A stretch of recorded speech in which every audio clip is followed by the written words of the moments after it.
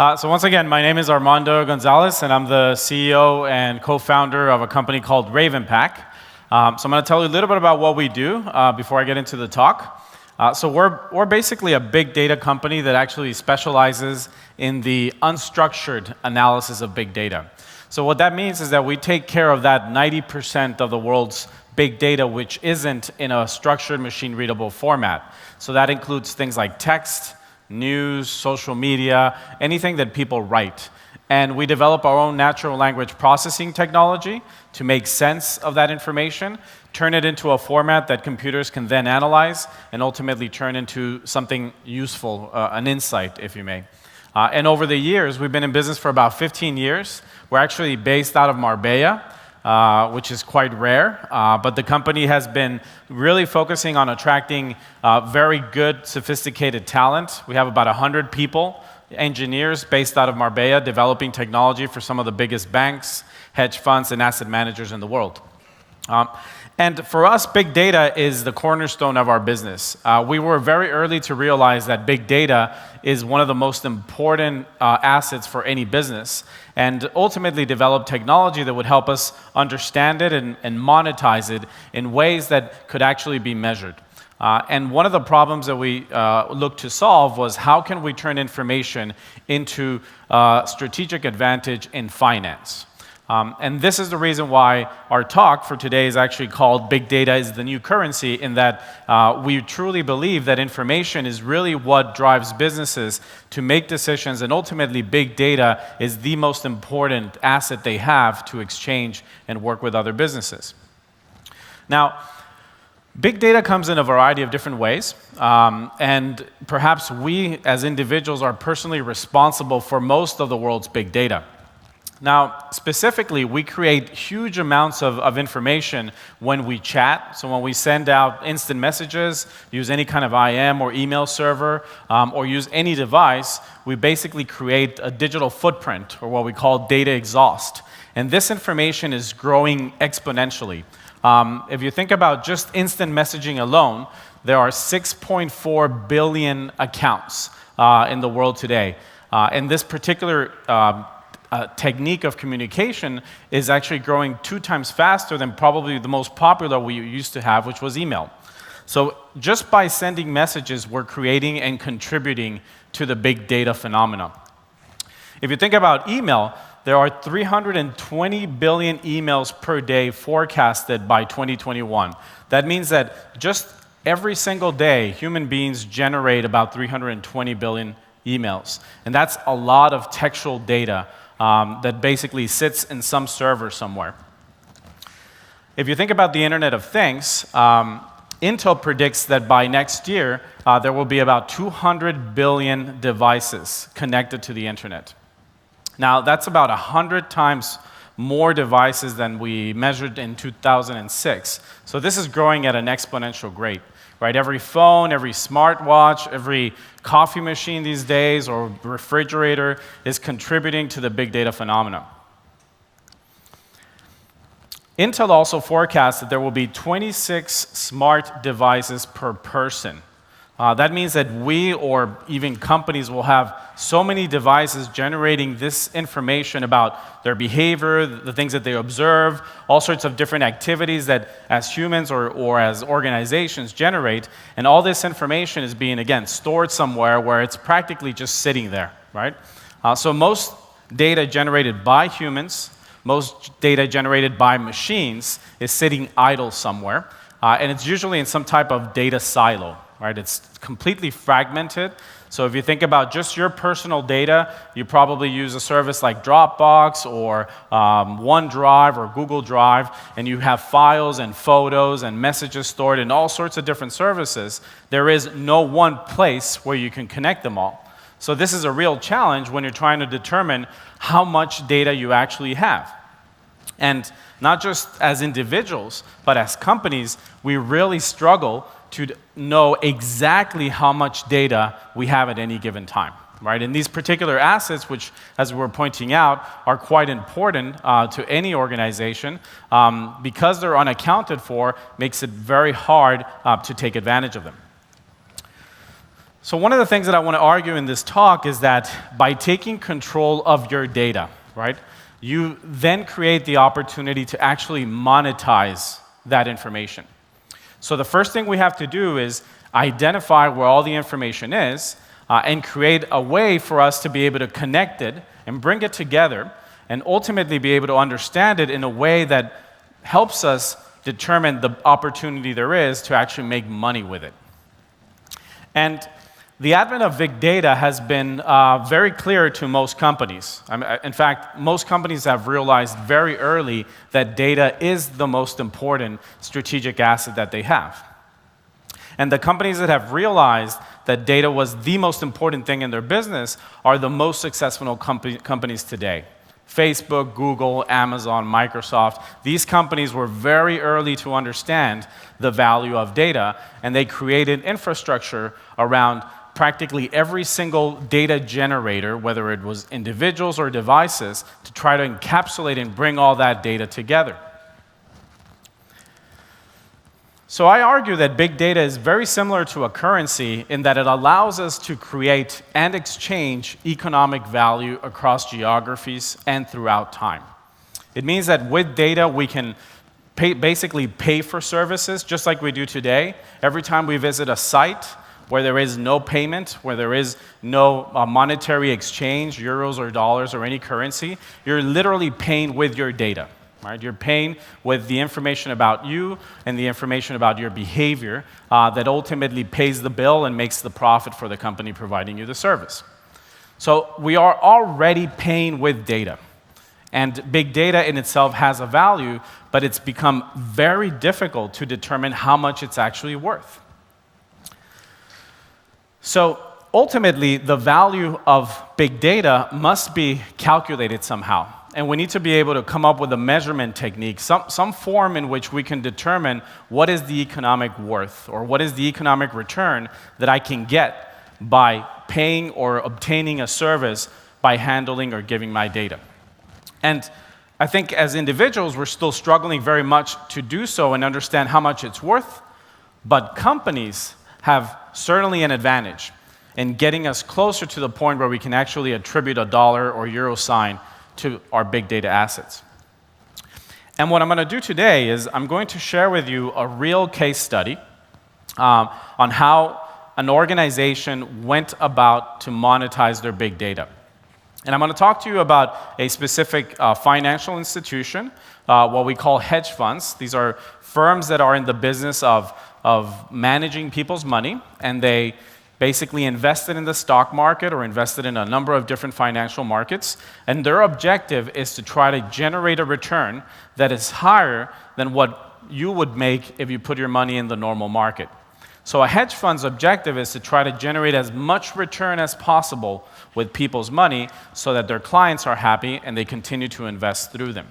And it's an extremely competitive space because it's become cheaper and cheaper to invest. So individuals can buy stocks online or can buy all sorts of different products.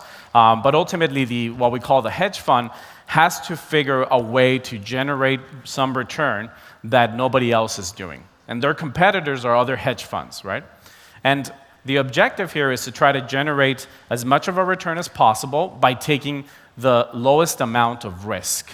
Right? So when firms think about big data, and in particular financial institutions, one of the things that they ask is, what sort of digital assets do I have? And secondly, how much value can I attribute to those assets?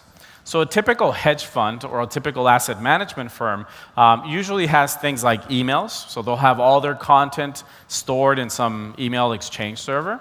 We're talking millions of emails, millions of files and attachments. They're storing lots of research reports. They're storing news, social posts, all sorts of information about stocks and investments that they make.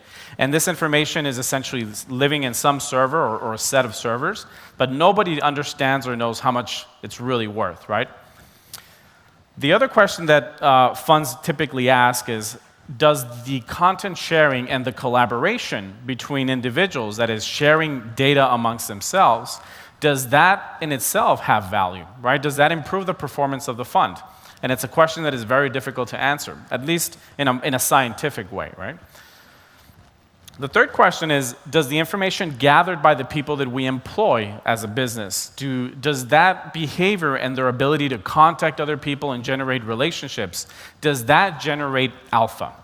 And alpha means that you're able to generate some return that is above some benchmark. And as I mentioned earlier, hedge funds are looking to make a return that is beyond what a normal investor would make by simply investing in the stock market. So alpha is the key objective of every investment firm. And then finally, if your people, your staff, are in the business of collecting content and generating different relationships with clients and prospects, et cetera, does that process of generating content, is that different to what one could find by simply scouting the web, right? So is there content internally within the firm that has differentiated value versus what one can find on the street, on the web? And arguably, if you have people working for you and people gathering information, there must be some competitive edge in that data or in those relationships, or the fact that you talk to someone and that information makes it into your firm, but it's not published on Twitter or it's not published on a blog. Does that itself have value? Right? So these are just some of the questions that this particular hedge fund was asking itself and wanted to find answers. So I'm going to tell you a little bit more about the firm. So this particular firm is an employee-owned business. They've been around since 2012. They manage about $1 billion in assets under management. And they currently have 2 successful funds that are actually outperforming their sector benchmarks. So it's a fund that does reasonably well today, but it's completely low-tech, like most financial institutions.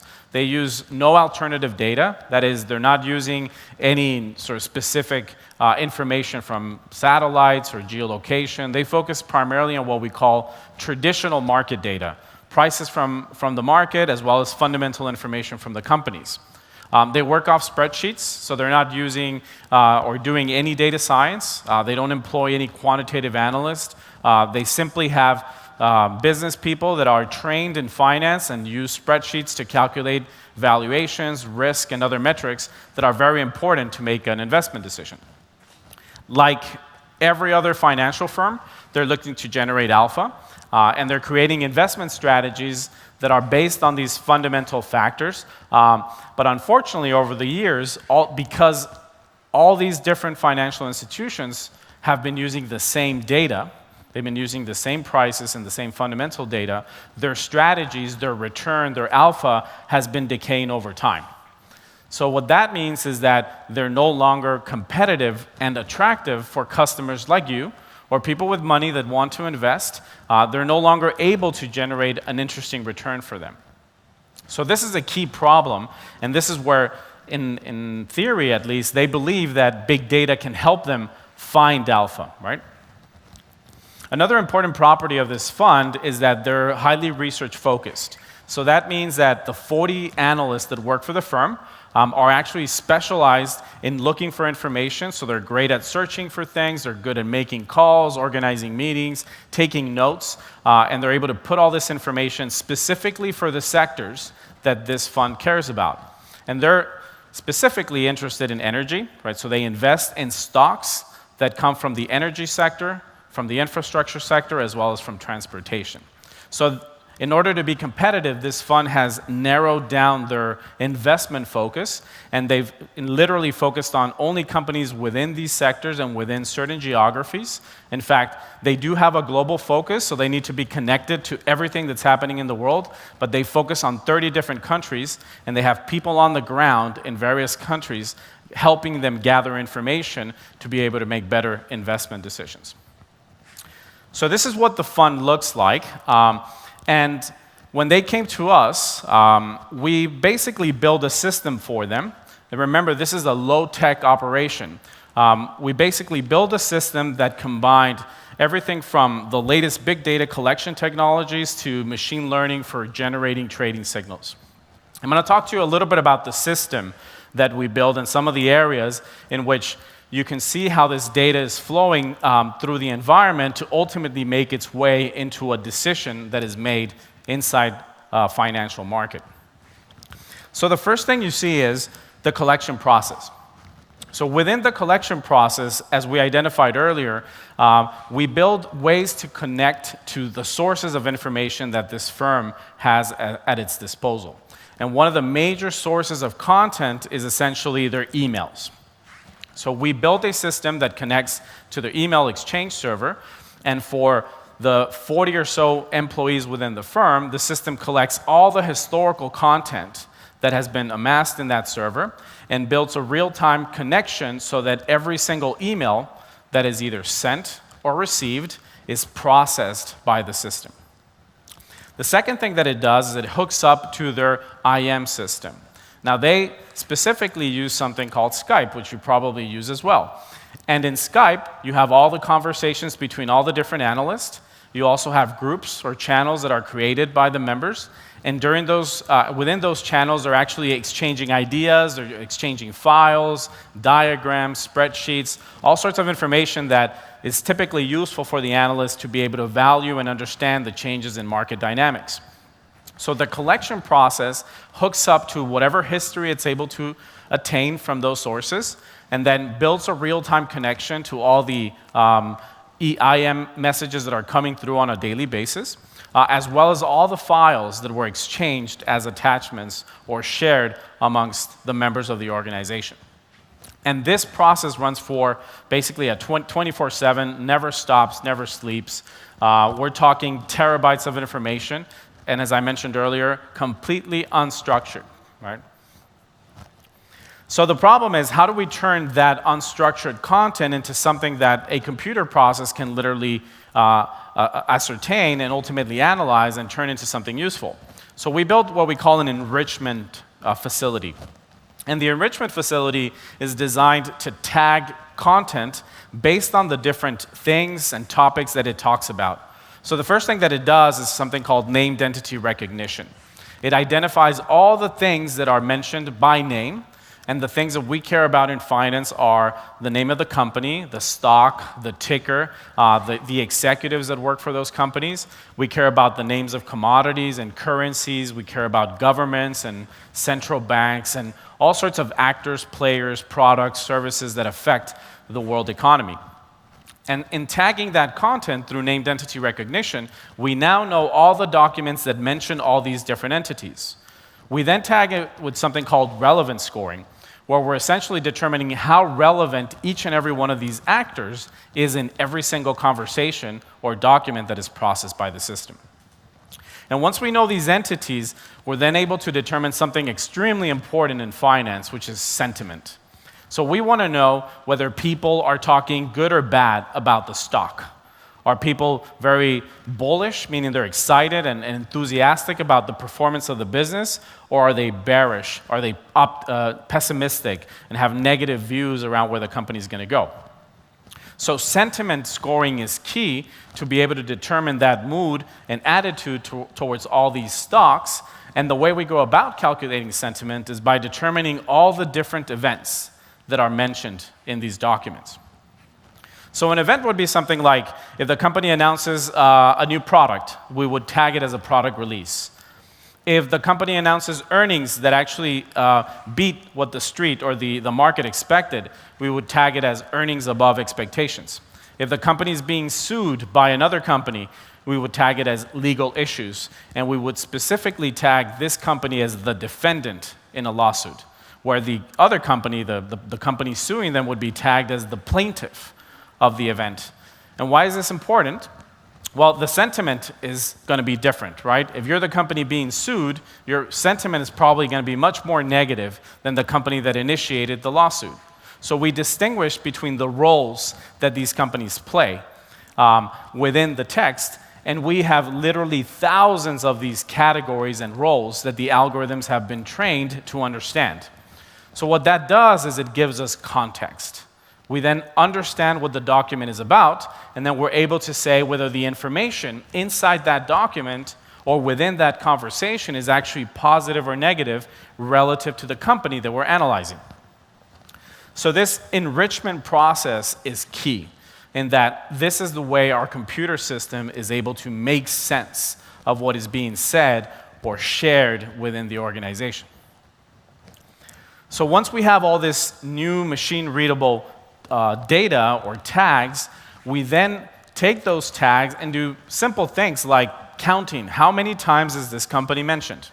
So if we find that company A is mentioned many more times than company B, we can say company A has much more buzz, has much more interest than company B. And in finance, that's very important, because companies that have a lot of interest means that there are more investors and there's more liquidity and practically more trading volume because people care about those stocks. Whereas a company that has very little news liquidity or information liquidity typically means that there isn't that much interest, or it doesn't move as much as those companies that have more information about them. So by counting simple things like that, or measuring the aggregate sentiment of any given company, not just from one conversation or one email, but by analyzing every single email sent by every single employee across the last week, the last month, the last year. And in doing so, we create these aggregate time series that tell us over time whether sentiment is changing relative to any of these stocks. So we call these things factors. And for all these different properties, we create a separate factor. The factor for media buzz or news buzz or information buzz. The factor for sentiment, like daily sentiment, weekly or monthly sentiment. We can also create a factor for earnings sentiment, so something very topical, or product sentiment. And in doing so, imagine building a long array of columns of data by every company that is mentioned in the organization's data infrastructure. So in creating factors, we then are able to bring those into a machine, and then we can do machine learning and use all sorts of different techniques to construct portfolios and analyze the risk and ultimately the opportunity of using this information to generate a trading signal. And trading signals are essentially the key thing that we're going to use in order to determine whether the information that we're processing is actually valuable in the stock market or not. So the objective here is to deliver something we call daily rankings. If we have 100 companies, we would basically rank the 100 by the most positive at the top, and the ones that have the most negative sentiment, those would be ranked at the bottom. And a simple strategy could be, I want to buy all the companies that have the most positive sentiment. So you buy the top 20 companies and you short the bottom 20, meaning I buy the most positive sentiment stocks, but I sell those stocks that have the most negative sentiment, most extreme sentiment. So that could be a very basic strategy or a basic signal to use.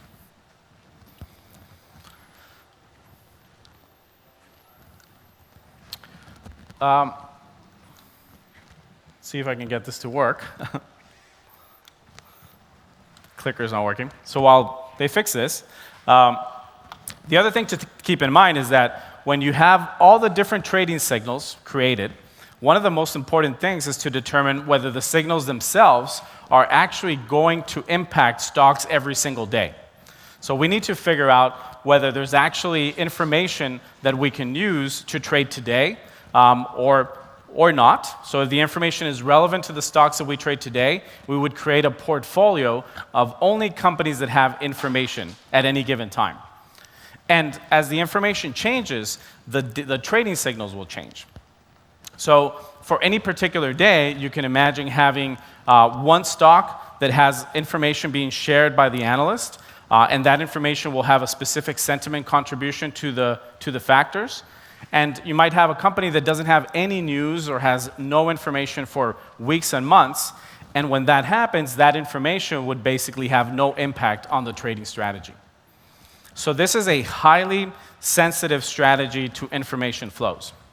The more information there is, the more likely you include that stock as part of your strategy.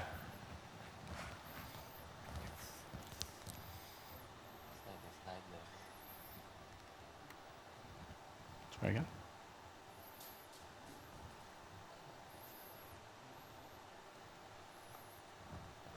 All right, thanks. You have the clicker? So when you think about the next step, backtesting and performance, the first thing we need to do is we need to backtest the fund's in what we call investable universe. So they have about 300 companies, publicly traded companies that they can trade. And we're going to take all the data that we collected for the company for the last 3 years. So we have data between 2016 and 2018. Remember, the data itself are literally all those emails, all those instant messages, every file that they had.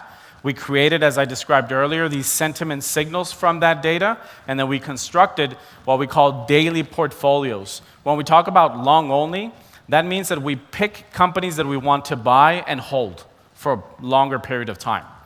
When we talk about long-short portfolios, that means we are going to buy certain companies, but we're going to sell other companies. Or we're going to take We're going to take positions on companies that we think have a negative sentiment. We're going to short those positions while we're going to go long the others. And the reason we do that is to try to manage risk, right? And then we're going to analyze the return profile of all these different strategies and then look at what we call factor risk. So this is a depiction of the actual information that we generated from this fund's internal big data.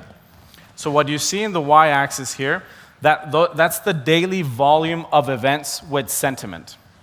So the first tranche is showing you the activity of their email. So those are all the email attachments that we collected, and the scale is in thousands. The second tier is showing you the email bodies. So these are actual messages that people processed, whether sent or received. The third quadrant is showing you the attachments that were shared in the instant messaging tool. And then finally, the number of daily events generated from the messages.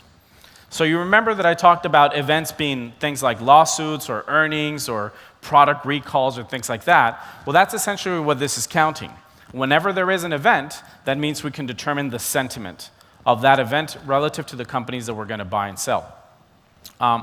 And all this information is essentially being processed during the time that both the company had it in some storage facility. So this part right here is basically when the company stored it with their current policies and the way they did things. And where you see that dotted line, that's when RavenPack started collecting the data on behalf of the customer. So you can see a significant difference in terms of the quality, both from the volume and the activity, the moment you actually put a process in place to collect the data purposely, right? So we focus on what we call the high-quality data, and all of our backtesting and all of our studies are done on the 3 years where we started collecting the data on behalf of the customer. Now, I'll talk to you a little bit more about what's behind these sentiment signals, as they're going to be key to the strategies. The first thing is we talked about them being events. So what I'm showing you here are basic categories of the things that we found in their content using our event taxonomy. And what you see in the top, that's the volume of events. The categories are acquisitions and mergers, products and services, earnings, analyst ratings, stock prices, assets, labor issues, revenues, and partnerships. So those are the top categories of content that this particular firm has. And the highest volume is M&A, mergers and acquisitions, followed by products and services. Where it says long, that's basically the amount of content they yielded by signal, right? So basically, the return that you see on the y-axis is showing you that's how much essentially money or return that one could make whenever you bought stocks based on information from these categories. And the bottom is the short side, so that's basically when you short companies based on acquisitions and mergers information or earnings information, what is the return that you would expect to get? And obviously, if you're shorting companies, you would expect to see a negative return. But of course, that would be materialized as a gain, given your position. So this is just a sense of what's behind it. What you're also seeing here is the distribution of all these different events.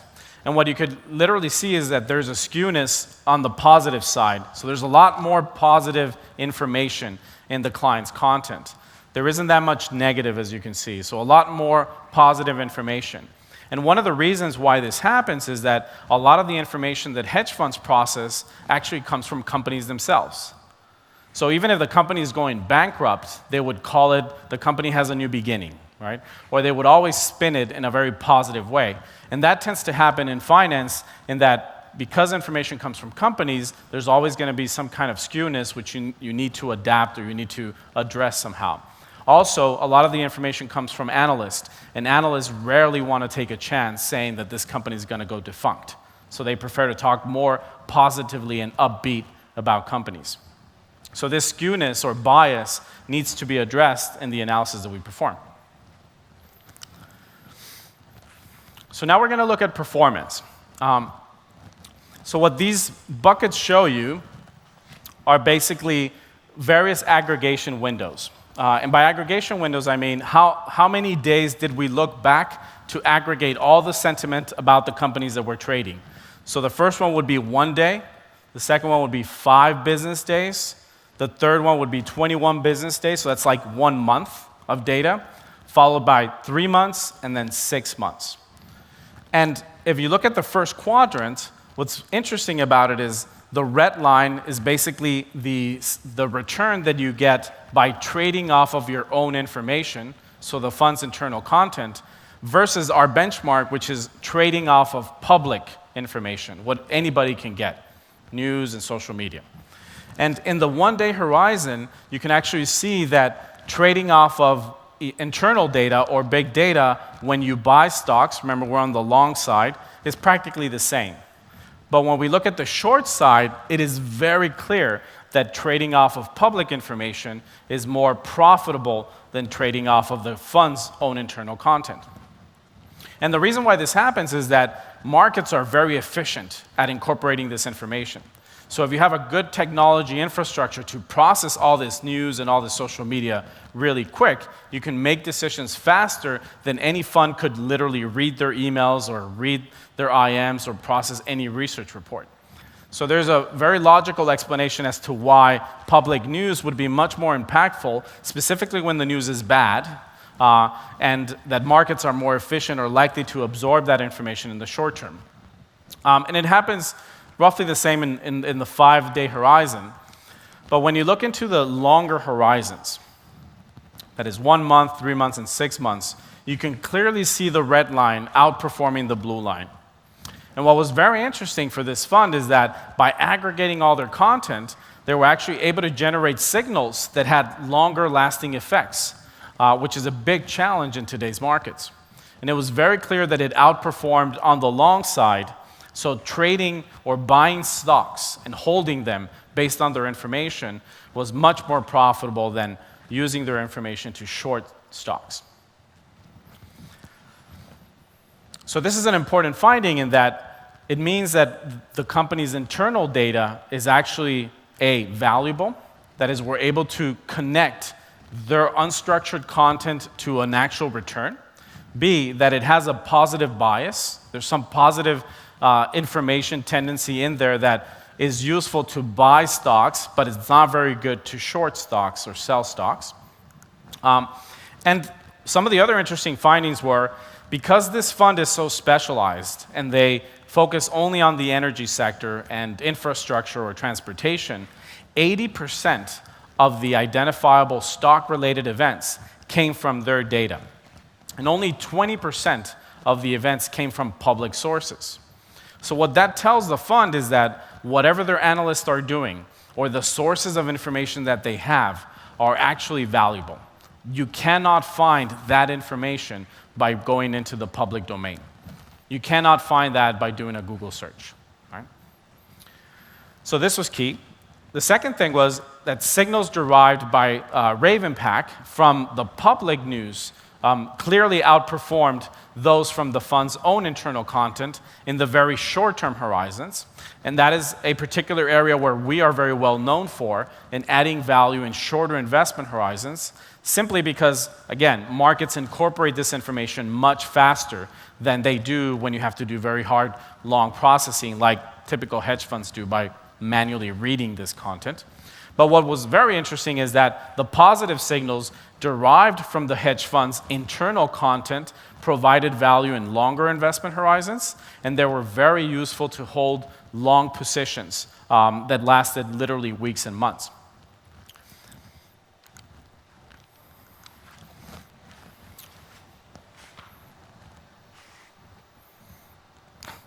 Try again.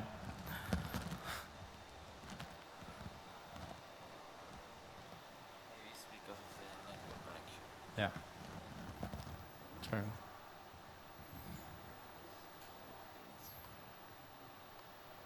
Full screen.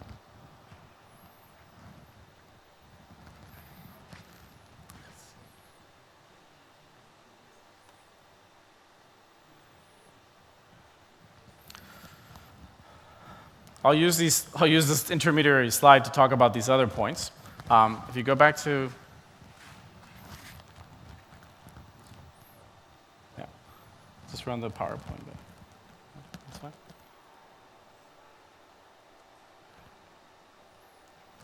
Let's see if you can connect. So while we created the portfolio itself, one of the things that we did was to select and rank 40 stocks. These were basically weighted by the sentiment signals that we generated before. So one of the important things here is to actually filter out all of the illiquid names in the strategy.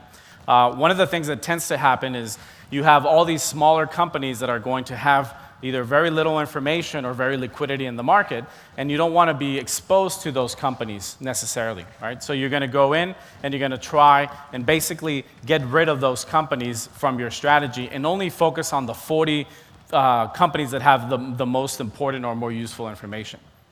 The second thing that you're going to do is you're going to try to enter the market in a way that doesn't affect liquidity to the point where you move the market itself. So you're going to basically pause your trades over 3 days, and you're going to ensure that the company's exposure to that name is little or minimal. That way you're not the one moving the market, right?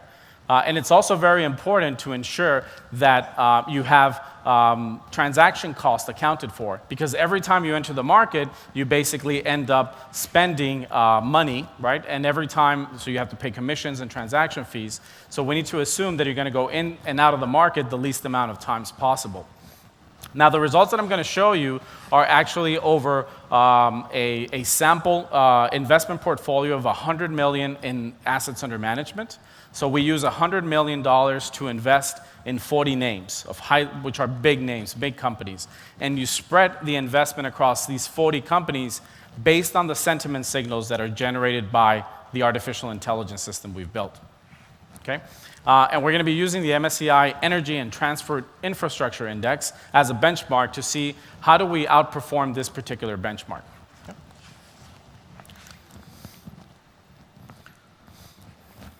So these are the results of what we call a long-only strategy.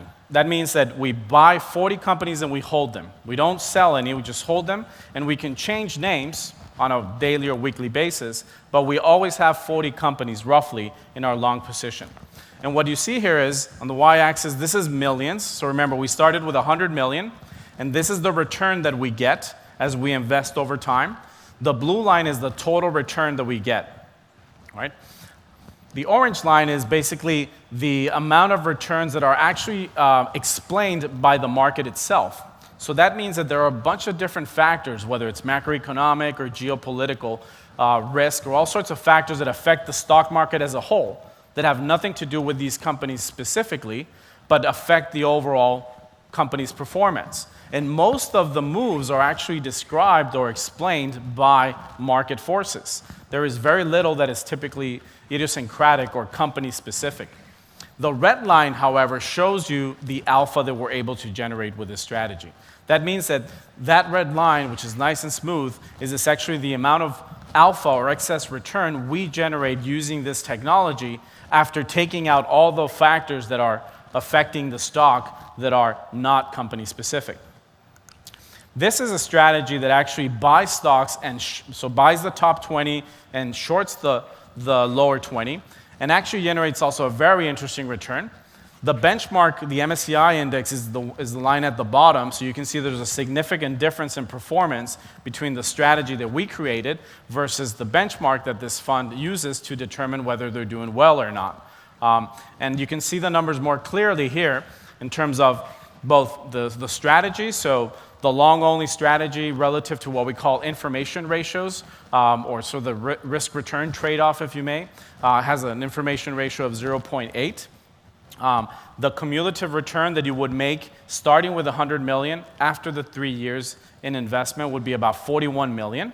So that's about 12% per year in return. The turnover is 10%, so that means you're turning around the portfolio about every 2 or 3 weeks or so. So you are changing names, even though it's a long-only position. The long-short strategy has a higher information ratio, so you take a little less risk by splitting your investments on long and short, and you're able to generate a return of about 34 million with an annualized return of about 10%. Very similar turnover. Now, what we call factor hedged, that's basically a strategy that takes out all of that market risk we saw, all the things that we can't explain with our model. We take that out by basically hedging or investing in products that help us hedge that risk. And in doing so, we get a much better risk-return trade-off, right? We get a 1.6 relative to the 0.8. We're able to generate less return, so we take about 6.4 annualized return, but we take less risk in making that money, right? So it's also a very attractive strategy for a fund that doesn't want to be too exposed or take too much risk in trading off of their own data. And the benchmark, as you can see, actually performs quite low, so it's about 3.8% in annualized return. So some of the conclusions of this study, which are very important, is A, we've literally built a system that allows us to determine the value of the company's own big data in real accounting terms, in a very demonstrable way, by actually seeing how much money you can make with your information. Right? And what we did is we took something that was completely unstructured, raw, idle, fragmented, centralized it, took control, processed, enriched, and generating trading signals that we can literally test in the market to see how much return we can get off that data. And as you saw, it was a very interesting and stable return and performance over time. We were also able to prove that using the fund's own data was actually a very successful strategy compared to using traditional news and social media, especially when you went out to the longer term. So while the fund's own data was not very quick or high frequency or immediately reacting, like the news tends to be, their information had value much in longer periods and way beyond where news and social media tends to be effective, which is typically in the 1 to 5 day horizon. The study also found very strong long-only signals that had holding periods of several weeks. And by having longer holding periods, that means we incur less commissions or lower transaction cost. And that's very important in order to be able to generate a good return for the investors that ultimately invest in these companies. And then finally, when you think about the signals that are derived from their own internal data, by looking at specifically what we call the specific return, we were able to show that there is some value or some specific value extracted from their own data that is not explained by some of these market factors or other factors that typically drive stocks. So the fund itself is doing something special. The people that it employs, the contacts and relationships that they forge, the telephone conversations and email conversations and notes and all the devices and all the activity that happens within that firm, that data exhaust is actually valuable. Right? So the question back to you is, how much is your big data worth? And it's very clear that companies have figured out how to make money with this. But what about us as individuals? We also have lots of emails and lots of messages, files, photos, and all sorts of content. How can we make money? Well, there's a market out there that is estimated to be worth about $395 billion. And that's the amount of money that is spent today on personal data. And it's a market that is essentially dominated by Facebook and Google and advertising companies. This particular market is literally going to double over the next 10 years. That means that we will be close to $1 trillion worth of spent in monetizing our data. Of course, we make zero out of that data. But I believe that the future will bring the ability for us to actually, A, take control of that information, be able to figure out who has it, and ultimately determine who should use it and how. And once we understand what we have, and we start using more scientific methods like we did here in linking unstructured data to markets and determining how much money you can make off of your data, it's that process that will make it clear for us as individuals how we can monetize our own personal big data. Thank you very much, and I'm happy to take some questions in English or Spanish.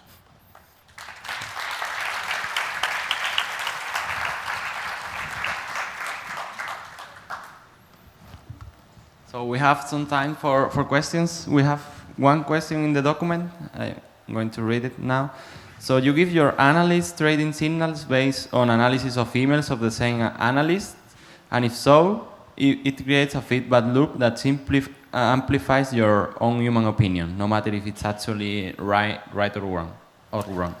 So analyst ratings are, for those that don't know, analyst ratings are essentially ratings that are issued by professional sell-side firms or investment banks. They basically say whether you should buy or sell companies. And of course, there isn't one bank doing that. There are 2, 10, 20, hundreds. So there are tons and tons of these different signals.